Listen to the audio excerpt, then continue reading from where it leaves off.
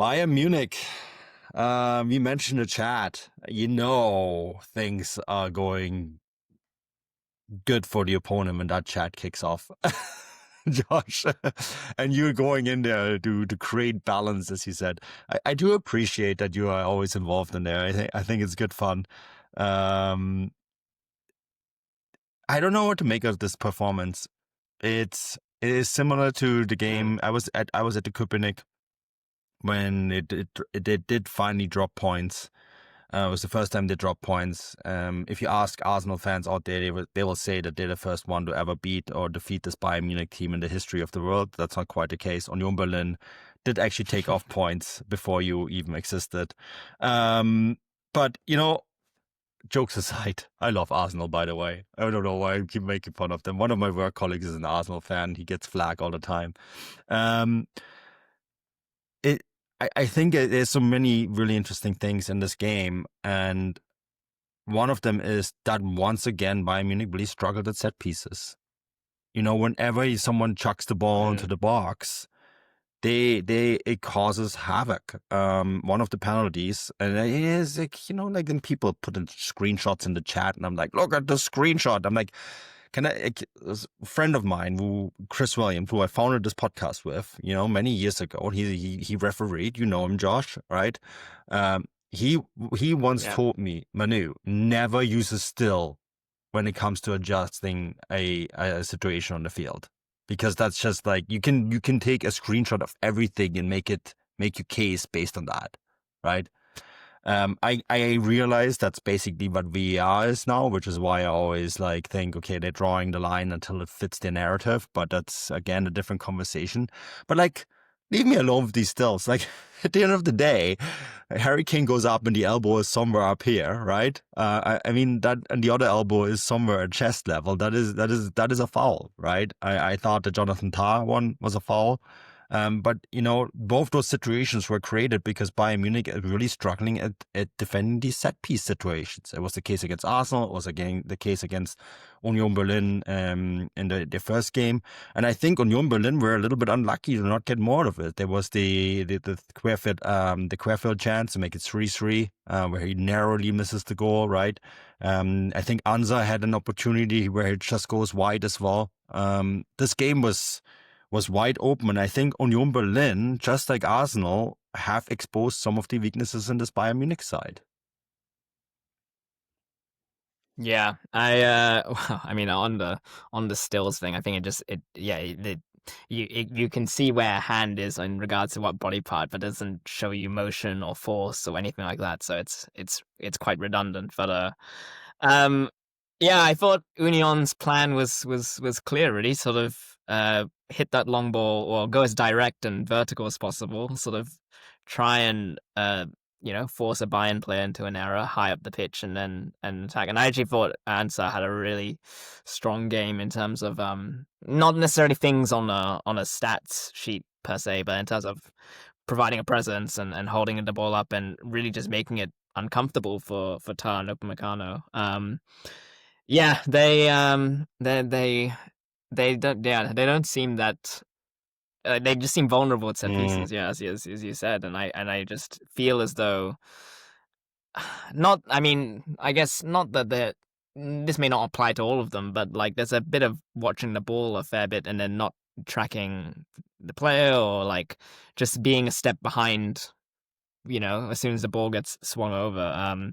So yeah, I thought Union started really well, and yeah, I thought they were a threat all night. And yeah, it was a really entertaining game to watch. And actually, like you said, I think it's a really hard game to analyze as well because there were so many momentum swings. And yeah, it was not really one team played the other off the park. It was very much sort of each team had their sort of a 10-20 minute spell, and then the momentum would change. So yeah, Bayern will be sort of relieved to sort of come away with a win, and as I said, and hopefully I didn't manage to catch how severe the Pavlovich injury is. Hopefully it's not but too I think severe. those things we're doing this right after the Haas foul game.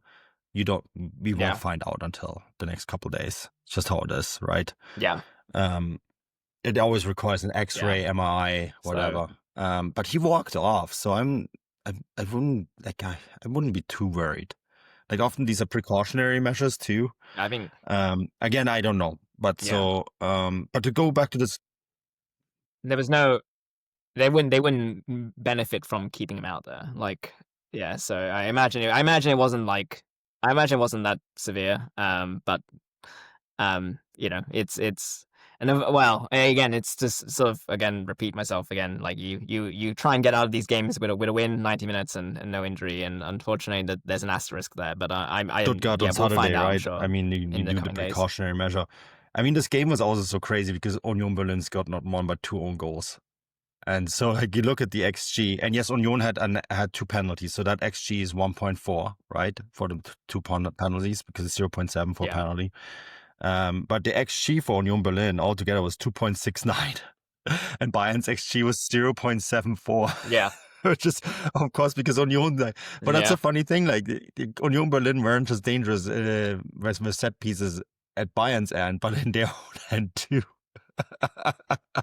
Which comes back to like, how do you yeah. analyze this? Because like, it is one of those games where like Louis Diaz had a couple dangerous moments, right? But he was offside. So Mhm. like, it's such a chaotic game where neither side really played the way that they wanted. I think Union Berlin played a perfect game other than the two own goals in some ways. Like they outdid themselves pretty much. I think they, yeah, yeah. I think they executed the exact. I mean, I'm sure their game plan was to sort of go vertical, keep the ball in Bayern's half as much as they can, and try and win it there, second balls or whatever. And so I think I can't imagine. Like if I had to play that game again and try and work out where Union could have done better, I would struggle honestly to find a particular area in Don't put which the I'd be ball in like, your own you goal. should be better at this. Well, well, there's that, yeah. I said in the chat, I think teams now Yeah. just take the 50-50 of whether Union are going to score, concede, score an own goal, or score an actual goal with a corner now. I think it's teams are so aware of how much of a strength it is for them that, and they're not shy of it either, right? They use the long throws. They definitely lean into it.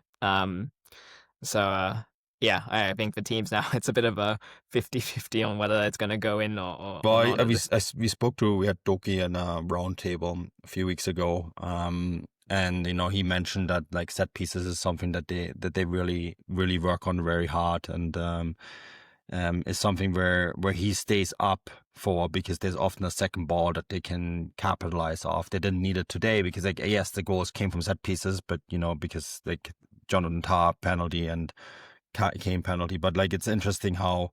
That is really a big part of the match plan now. And so it works against teams like Bayern Munich. It works in particular against Bayern Munich because there's so many situations where they just ran around like headless chicken in their own box. And they're not the worst team in Europe when it comes to conceding set piece goals, but they are like not in a good place either.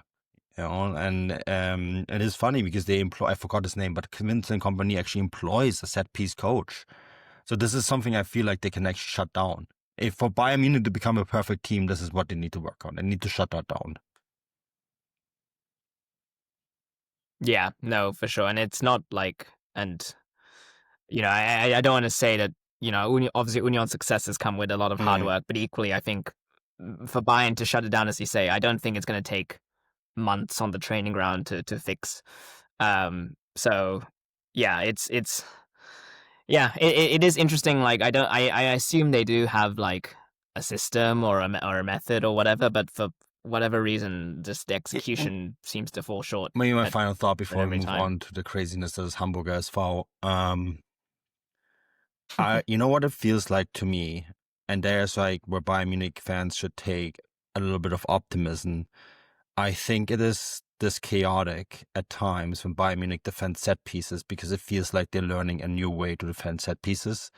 When you play it yourself and your coach is like, oh, from now on we're going to defend set pieces this way, and for the first 2 or 3 games, like it's just absolute mayhem because everyone is still learning the position, everyone still figures out what to do, and like Vincent Company, I think I think what is going on here, and I wish I could ask him about this, maybe next press conference that I'm at the Bayern game I will, but I think that they are trying to bring in a new system, and that is the source of the problems.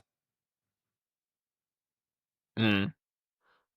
Yeah, I mean, I imagine a lot of. I mean, Kimmich is probably very used to sort of whatever system they've used previously, right? So it's not going to be a quick transition per se. And then obviously you're bringing in Tar, who's come from a different club and probably had a system there as well. So yeah, it will take time. But I don't think it's something that's going to take too long before it clicks. As long as they put the work in to make sure that it does.